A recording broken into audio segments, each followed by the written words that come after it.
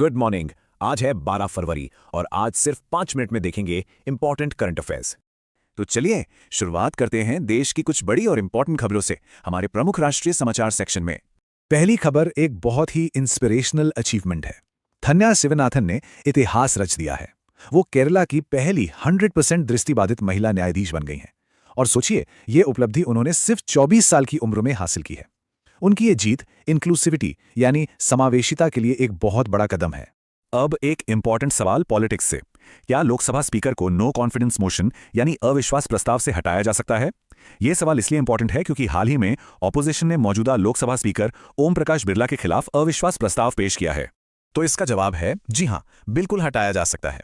Indian constitution का article 94C इसके बारे में साफ साफ बताता है। इसके मुताबिक अगर लोकसभा के उस समय के सभी सदस्यों का बहुमत एक प्रस्ताव पास कर दे तो स्पीकर को उनके पद से हटाया जा सकता है। ये पॉइंट याद रखिएगा, ये प्रक्रिया सिर्फ लोकसभा में ही होती है। वैसे ये कोई पहली बार नहीं हो रहा है। इससे पहले भी 3 बार ऐसी कोशिशें हो चुकी हैं। 1954 में जीवी मावलंकर के खिलाफ, 1966 में हुकुम सिंह के खिलाफ और 1987 में बलराम जाखर के खिलाफ। लेकिन एक इंटरेस्टिंग फैक्ट यह है कि अब तक कोई भी प्रस्ताव सफल नहीं हुआ है। चलिए अब आगे बढ़ते हैं साइंस और डिफेंस की दुनिया की तरफ, जहां से कुछ बेहद रोचक और महत्वपूर्ण खबरें हैं। अगली खबर समझने से पहले ये जान लेते हैं कि ब्लू होल आखिर होता क्या है। तो ये बेसिकली चूना पत्थर वाले इलाकों में बनने वाली गहरी, बिल्कुल सीधी पानी से भरी हुई गुफाएं होती हैं। तो खबर यह है कि वैज्ञानिकों ने दक्षिणी चीन सागर में दुनिया का सबसे गहरा ब्लू होल ढूंढ निकाला है। इसका नाम है ड्रैगन होल और ये 300 मीटर से भी ज्यादा गहरा है। ये लगभग आईफिल टावर जितना लंबा है। वहां के स्थानीय मछुआरे इसे दक्षिणी चीन सागर की आंख भी कहते हैं। अब आते हैं डिफेंस सेक्टर की एक बड़ी खबर पर।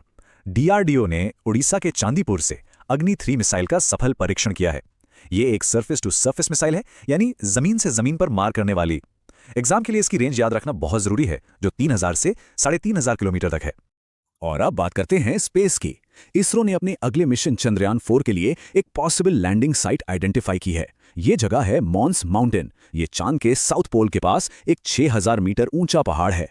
जैसा कि हम सब जानते हैं, हर एग्जाम में इंपॉर्टेंट डेज से जुड़े सवाल जरूर आते हैं। तो आइए देखते हैं फरवरी के कुछ खास दिन और उनकी थीम्स। इस हफ्ते 3 इंपॉर्टेंट दिन मनाए गए जो न्यूट्रिशन, साइंस और मेडिसिन से जुड़े हैं। 10 फरवरी को था वर्ल्ड पल्सेस डे और 11 फरवरी को 2 दिन थे, एक विज्ञान में महिलाओं के लिए और दूसरा यूनानी चिकित्सा के लिए। 10 फरवरी को मनाए गए वर्ल्ड पल्सेस डे 2026 का थीम था सतत भविष्य के लिए दालें, यानी pulses for a sustainable future.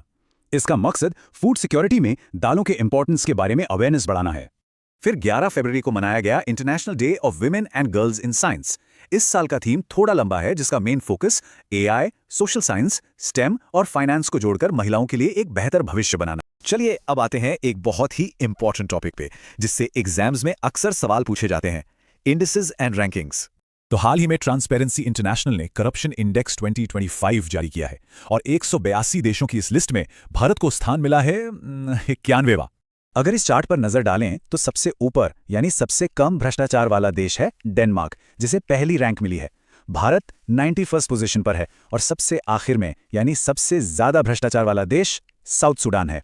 इसी साल जारी हुए कुछ और इंपॉर्टेंट इंडिसीज में भारत की रैंकिंग पर भी एक नजर डाल लेते हैं। मिलिट्री पावर के मामले में ग्लोबल फायर पावर इंडेक्स में भारत चौथे स्थान पर है। वहीं पासपोर्ट की ताकत बताने वाले हेनले पासपोर्ट इंडेक्स में भारत 80वें स्थान पर है। ये दोनों रैंकिंग्स एग्जाम के लिए बहुत जरूरी हैं। आज का सवाल आपके लिए। सवाल है 2026 के विंटर ओलंपिक्स यानी शीतकालीन ओलंपिक खेलों का आयोजन किस देश में किया जाएगा? इसका जवाब कमेंट्स में दिया जा सकता है। आप देख रहे थे 5 minute current affairs YouTube channel. अब इस वीडियो में जो पढ़ा है उसका टेस्ट दीजिए। टेस्ट लिंक डिस्क्रिप्शन में दिया हुआ है। जय हिंद।